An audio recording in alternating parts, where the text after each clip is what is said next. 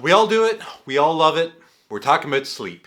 Sleep is literally the easiest part of maintaining a healthy body weight. Yet we all live such busy lives that sleep quality and duration usually has to sacrifice for us trying to get everything done in the day. Sleep is more than something we do to feel refreshed in the morning. It actually plays a crucial role in maintaining a healthy body weight. So let's dive into the science of it.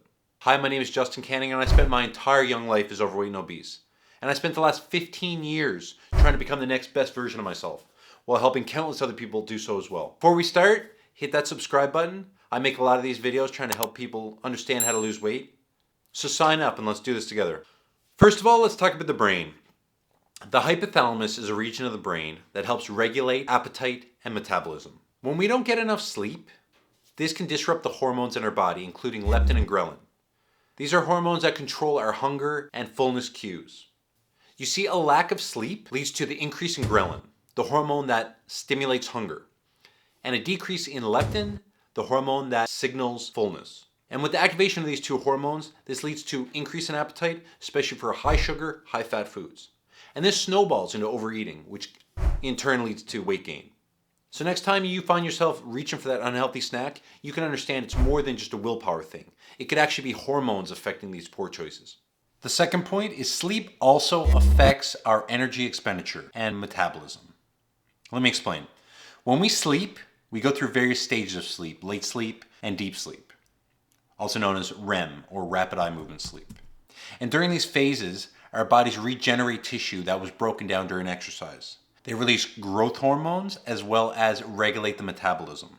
And when it comes to metabolism, studies have actually shown that increased sleep can boost your metabolism and increase the amount of calories you're burning at rest.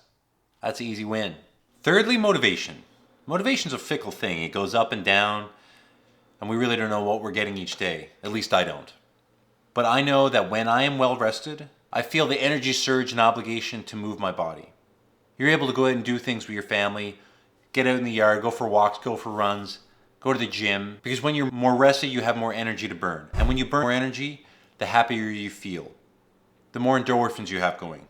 And this positive cycle really gets you into a good rhythm to keep you going throughout the day. So when you're balancing your personal life with good eating and exercise, and your nightlife with a good night's sleep, this keeps rolling over day in, day out. And what we know about health and weight loss, it's positive momentum that keeps us going. It's not being able to stick to a diet or sleep schedule for 2 or 3 weeks, hit our goal and go on. It's about the long-term effects. And whether you're able to get into a routine where you're able to positively impact your sleep, which is going to positively impact your energy expenditure, going to positively affect your ability to do more in the day, this keeps rolling over. And when you get this positive momentum, you're able to keep going for longer. And finally, late night snacking. Late night snacking really negatively impacts a lot of people I know who struggle with maintaining their weight. And for people like me, who are closet eaters, it was really detrimental. I could go all day without eating in front of people, but the second I got home, I would pig out. I'd eat everything in the cupboards. And this really bled into the night. And when you're spiking your blood sugar before you go to bed, that really decreases your ability to get into those deep sleep cycles.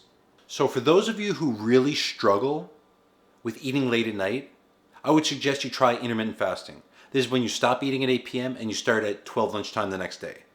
Having these rules in place will stop you from attacking your cupboard late at night, pumping carbohydrates and sugar into your body, and spiking your blood sugar, decreasing the quality of your sleep. If you put these rules in place, you're ensuring yourself a better night's sleep, which we've already learned snowballs in positive results into the rest of your life. So to wrap it all up, sleep plays a vital part in our overall health and wellness. It helps regulate our hormones, gives us motivation to exercise, repairs our muscles and tissues, and affects our late night eating habits.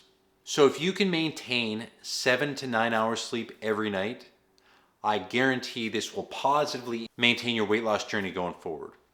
If you got anything from this video, give it a like. It helps to get it out there to other people trying to start their weight loss journey as well.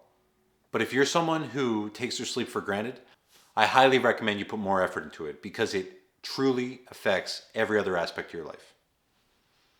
We'll see you on the next one. A little bonus piece, I know a lot of you out there work shift work, where you're not able to sleep at the same times every night. A lot of you do night shift, which really impacts your ability to get quality sleep when you're constantly battling that sleep cycle from day to night, from day to night. This is a part of everyday life, and I get it. But if you're able to ensure that if you're a shift worker that you're still able to get that 7 to 9 hours sleep, regardless of time of day, get some blackout curtains, simulate nighttime, this is really going to help you going forward. This is really going to help you going forward. You just need to adapt that portion of your life to some sort of sleep schedule, because you need to be able to adapt your working life to a sleep schedule that works for you. So if you're not able to maintain a sleep schedule of every single night, make sure you're able to fight for that 7 to 9 hours sleep even when you're working night shift. It's going to pay dividends, I promise.